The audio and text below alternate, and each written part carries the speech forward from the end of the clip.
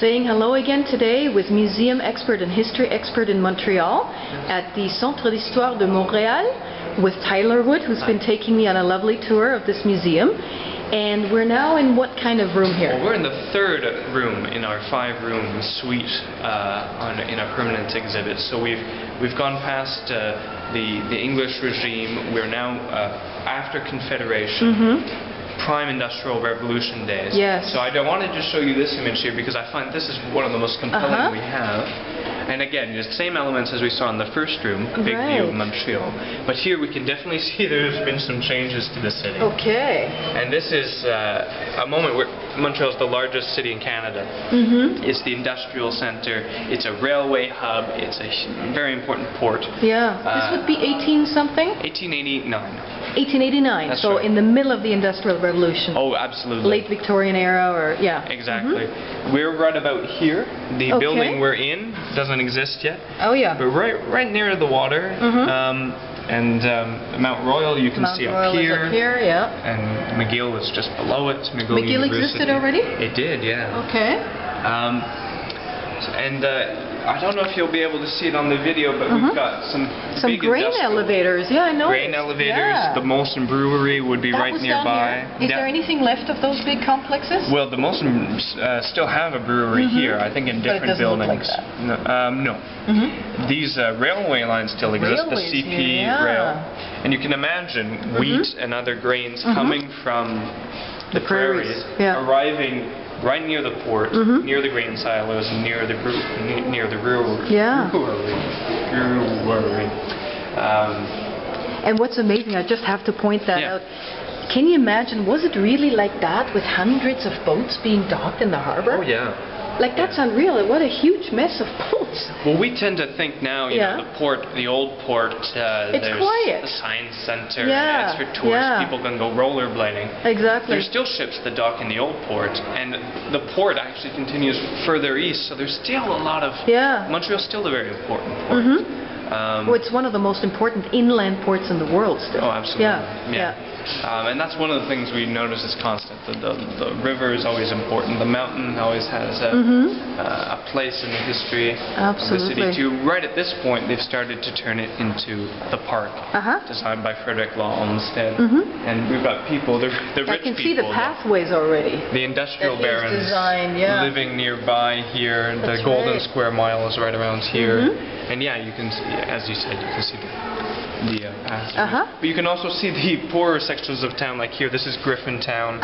Mostly Irish neighborhood. So this is working class. Definitely. Yeah. And, well, that's interesting. Maybe if you wouldn't mind commenting on that a little bit, the ethnic groups that came together in Montreal. Sure. Well, obviously, you have the native peoples.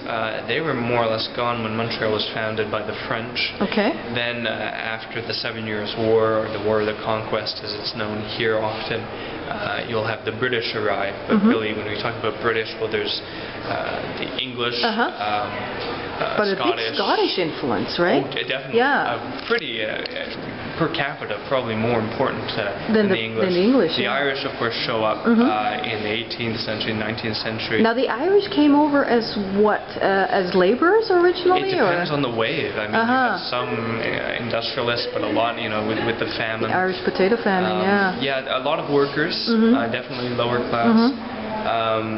So the political structures at that time would have been dominated probably more by the British, Scottish? Yes, definitely. I mean, they had better ties to the government at the time. And, that is a whole element we can get into when we go on this. And it's interesting because I have a lot of groups that are recent immigrants to Montreal. We like to show them the ethnic the makeup of this. You also have a very important Jewish community in Montreal. We do. When did they come in? Starts to arrive here. At this time, Industrial Revolution, you start to see also, you know, some Italians, Hungarians, Russians, Jews from Eastern Europe, even some, even a small Chinese community. Oh, really? Already? Montreal, connected to the railroads in some way? I'm thinking here they might have started off not as much. That was more Western Canada. That's right. Yeah. But I mean, the railway starts in Montreal too. So. When did the railways come into Montreal, roughly? Well, the first railway in Canada was built between La Prairie, which is just on the south shore, to Saint-Jean, and that's, I think, in the 1830s, if I'm not mistaken. Actually the railway started right here around Montreal? Oh, yes. And certainly, I mean, I could point out all the different lines here. We've got CP here. CN circling the city, didn't exist, but the Grand Trunk was sort of its predecessor. And the Grand Trunk built the Victoria Bridge. Oh, yeah. Right, that was in the 1880s as well? 1850s. Oh, 50s already. 1850s. Is that still the same bridge? Same bridge. They've added on to it so that cars can roll on there. Okay. But the basic structure is the same. It's the same. Yeah. That must have been an engineering marvel at the time. Absolutely. They called it the eighth wonder of the world. Oh, really? It really was solidly built. So yeah, we've got quite a few train lines coming into town, and unsurprisingly hooked up to the port and the industrial sectors as well. Can I ask you, is this the Lachine Canal already? The Lachine Canal. Okay. The Lachine Canal is also very kind of a big deal. Yes, for sure. A lot of factories had their wharves right next to it. Yeah, I can see. I mean, God, there's lots of industrial buildings. Are any of those left? Sure. Yeah. And in fact, there's a bit of a renewal in some of those neighborhoods because they're being conversions, turned into condos and things like that. Absolutely. Are there heritage tours or history tours of that industrial area? I think we offer an industrial heritage tour. I would love that. Next time I come to Montreal, I'm very fascinated by the Industrial Revolution and Victorian architecture, industrial architecture. I would love to see that. That would be great. Oh yeah. Well, these are all objects that we have made in Montreal. Made in Montreal. Yeah. Just a sample of all the different industries of the time. Leather work, domestic items. Nice shoes. Soap, nice hat. Textiles, sewing clothing, machines, tobacco was very big. What is this, a washboard? No? Everyone thinks that. It looks like it. It's actually a mold for cigars. That's the second thing I was going to think about. I thought, oh, maybe it's cigar making or something. That's interesting. Wow, I didn't know that. And an old pair of skates as well. This wooden thing up here? Yeah. Really? Yep. Oh, you would somehow attach that? Attach them with a lace. You're kidding. With some shoelace. So just tie them on? Yeah. Strap, leather strap. Cool. What a great exhibit you guys have here. What is this here? IBM. Look at that. International. Oh, you noticed right away. Yeah. Bravo. Yeah. It's a punch clock. Yeah. Okay. Horloge pointeurs. So. We're starting to get. Really? If you're interested in the Industrial Revolution, people start to carry on watches. Calculate things down to the minute. And this is an example of that. Getting their workers to show up on time. Yeah. Work 12-hour days sometimes. Exactly. We're getting into the heavy working conditions of the industrial era there.